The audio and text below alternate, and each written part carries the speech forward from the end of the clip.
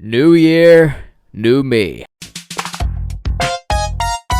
Hello everybody, this is me, the only commentator here, and we're going to be talking about a couple of things on New Year's. And you clearly know this is going to be a good New Year's when it starts off with earthquake warnings across the globe, and on top of that, Jeffrey Epstein's flight logs and black books and notebooks and stuff have been released to the public with a bunch of different names. Absolutely amazing way to start off 2024, and it's just only going to get better, because today I'm going to be talking about the whole entire Twitch situation, because it's gone from nothing to something to something to nothing to something crazy to something low, and I just wanted to talk about the whole entire timeline here, because it's absolutely insane. Now, what am I going to be talking about in this video? Twitch's nudity policy. Now, when it comes down to Twitch's nudity policy, when you have every single random chick online showing most of their titties, it just doesn't look good for the platform known as Twitch. And it just blew up. It was an absolute roller coaster of emotions, and I just wanted to make a timeline here and just talk about my opinion and how most of this shit played out. I'm only going to list two dates of when they introduced a new policy, when they put in the new policy of trying to take away all the furry bullshit, and then of course you have the third one, which is when they completely rolled back almost everything again, which is insane how they had to really do all of this in the same timeline to actually be sure that it worked. I have no clue what's going through Twitch's head throughout the whole entire process of this, and this is also why I wanted to talk about it, because I honestly feel like Twitch are just ran by crackheads, or they had like a Dark Knight situation where the Joker walked in and was like, introduce nudity onto Twitch, and it clearly worked out very, very well.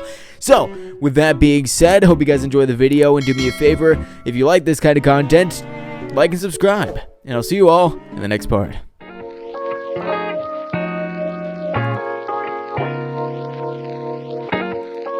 So, obviously, Twitch introduced a new policy for artistry nudity. You tell me what that means, because I'm almost betting $1 million on that there has not been one person making a Greek sculpture at all just showing titties or dick. So I have no clue exactly what this policy was for, who it was for, but they introduced it on the date that's up on screen here, and that shit was just crazy to begin with, of why they added that policy. It came out of fucking nowhere.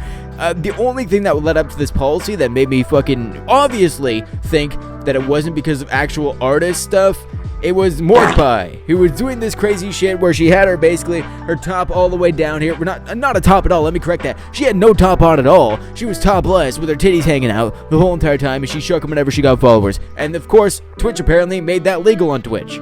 Instead of banning somebody for that, they said, fuck it, go ahead, free reign for everybody, tits for all here on a 13+ website, which we'll get to in a bit.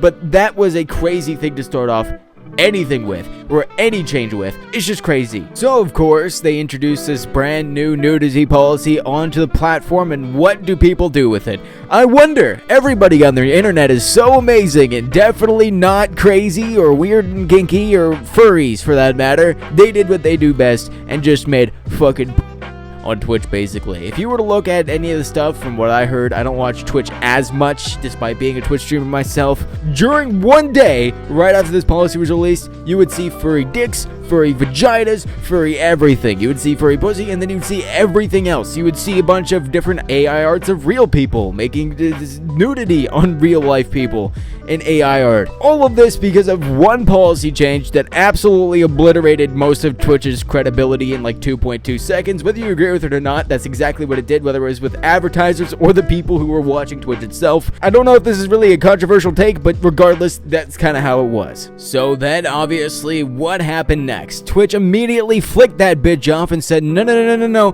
Dude, I'm so sorry. We regret that decision wholeheartedly. We saw way too much furry penis today. And what do they do in the end? They actually roll back the artist type stuff policy, even though they were banning people left, right, and center for doing a bunch of furry drawings and furry drawings, basically. And that did not work out so well. So they said, screw it, we're going to roll back the policy. You can continue twerking, you can continue shaking your titties on camera. Yeah, that's all fine, that's okay. So what did everybody do with that? Honestly, I looked back on Twitch the second I realized this policy was out, because I could not believe it for the life of me, because all you would see on Twitch even before that, or not all, but a lot of what you would see on Twitch from females in general and female streamers in general that were kind of like at a mid to famous range, is they would just have like massive amounts of cleavage. You'd just be able to see most of somebody's fucking tits live on camera on Twitch, which just, even then, that in itself was a little kooky for me. But I'm not the one making the policies, and I'm not the one who they're kind of trying to appeal to. As you can clearly see, I'm absolutely a Puritan. I love Jesus H. Christ. As you can clearly see my channel name, I definitely have not indulged in any terrible acts like murdering children or the participation in 9/11. But regardless, we did this stuff, they did this stuff, they made the change, and for roughly a whole entire week after they changed the policy, you would still see a bunch of female streamers shaking tits live on camera. What did Twitch do about that? They did not much yet, obviously, because before they had to make the nudity change, they banned Boogie2988 because he decided, fuck it, everyone else is doing the nudity policy, they made fake stuff, they made fake nudity. Do you know what, I'm fat enough, it'll cover my fucking tiny wiener, and it should be close enough. And he got live on camera and he got banned. And when you have all these people either getting banned or getting very, very, very close to the line of nudity, that Twitch had to shut that shit down and fast, especially for advertisers, and especially, again, since it's a 13-plus website, which I wanted to also talk about in another video, but again, this is just about the Twitch policy changes and what happened here and the full extent of the crazy-ass lore, if you weren't following along the whole entire time, for the complete review. So, honestly, all these topless Twitch streamers, and they really tried to get close to the line where they would show, they really made sure that you can not only see the areola, you cannot see the individual nipple, but you can see the rest of the fucking titty wholeheartedly like it was chatterbait. I'm not gonna lie to you, at that fucking point, and from what I've been seeing, and from the clips that you've seen on screen, this was not me actively searching for it, this was on the just chatting page. It was all that kind of stuff, and I used these people for the thumbnail. What the hell? If I could easily go and find that, any 13-year-old kid could find that, and again, I'm a very corrupt person to begin with, and I probably found shit,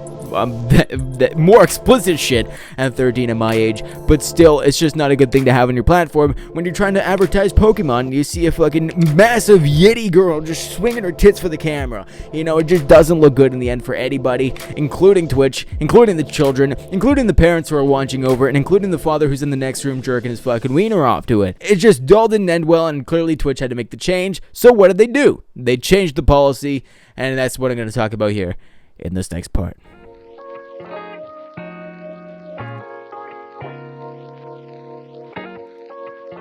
With all that being said, they had a complete rework of the policy now where, of course, on Twitch, they decided, do you know what, we cannot have any of that kind of stuff, you can't have any censor bars, you can't do any of this, it is clearly a little bit too explicit, and they rolled back the policy completely. So Twitch has just gone through a week of hell, but at the same time, they've definitely had some highs and lows, where there's definitely a lot of people who are going into different categories, and people who are watching Twitch just to see this whole shit unfold, but it was more in the view of watching a lol cow fuck up 24/7.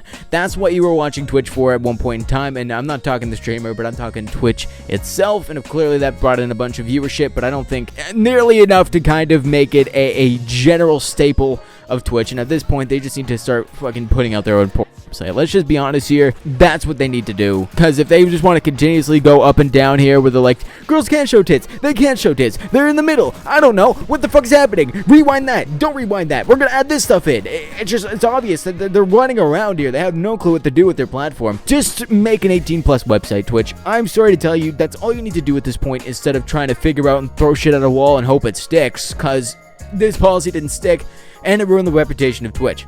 How do I think it ruined the reputation of Twitch? Well, after this policy was released with the date set on screen, if you really wanted to know the exact date of when it started, how it kind of reworked and re-edited, and how it ended, what did it do for a lot of people? For me in particular, it just made me think, okay, why would I be on Twitch instead of Kick at this point? Now this is something that I wanted to talk about personally, of why would I be going onto Twitch instead of Kick.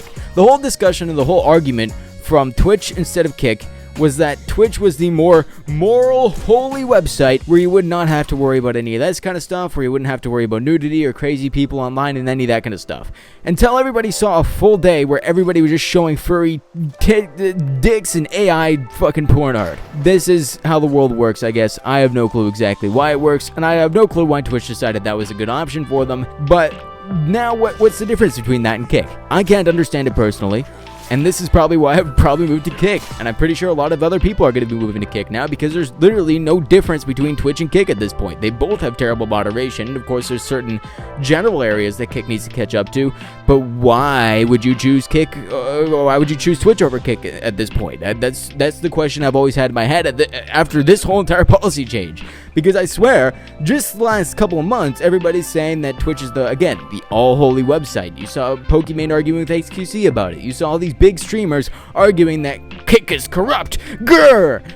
But at the same time, Twitch is able to do this shit, and they have been doing this shit, and they're still promoting this shit. So, again, with the wholehearted moderation, why would you not go on to Kick, where you have less moderation, less worry about somebody giving you a ban to give you a ban, and on top of that, a brand new thriving community they can possibly start on something like Kick, which is probably why, me personally, will be moving over to Kick. Now, that being said, there's definitely a lot of creators that have different opinions on how they should have actually released a policy, or if they should have kept the policy in, and all this kind of stuff, including people like Asmongold, who said, just screw it, keep it on the platform.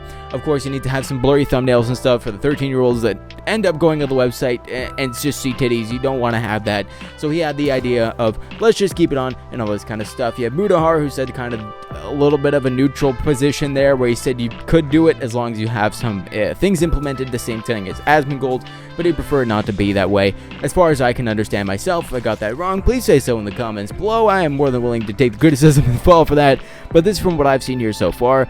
And personally, I would say it's just not the platform for it, because every single one of those girls that have that kind of nudity showing on camera also have an 18+ website link most of the time in their bio. You're seeing a Fansly page, you're seeing an OnlyFans page, you're seeing it quite literally every single 18+ website. So why would you choose that? Why would you do that? Why would you try to implement a change that would grow that amount of people on your website where your advertisers are? I wouldn't know myself, but I'm also not Twitch, and I sit at home and make videos for you guys. But past that, I think that's really all you can really say about it. I mean, I'm honestly starting to think that Kick is really starting to catch up to Twitch here a little bit, and I'm really starting to think that Twitch has no clue what to do or where it's going. Apparently, it's burning money in general, not even just after this whole entire thing, after this whole entire fiasco. So I really want to see what Twitch is going next. They're clearly a little bit starting to lag behind in the race between Kick and Twitch, and I'm pretty sure this itself could possibly kill the platform a little bit. Now, either way, guys, I hope you guys enjoyed the video, and of course, if you did, do me a favor, like and subscribe, and do me a favor in the comments below. Tell me what you guys think about the whole policy, what you guys think about the Twitch versus Kick kind of war that I mentioned here at the end, and what you guys think about the whole situation. What's your preference on it? Nudity on Twitch, no nudity on Twitch, semi-nudity on Twitch, a bunch of features need to be implemented. You guys' choice. See you all next time. This is The Holy Commentator, signing off for now.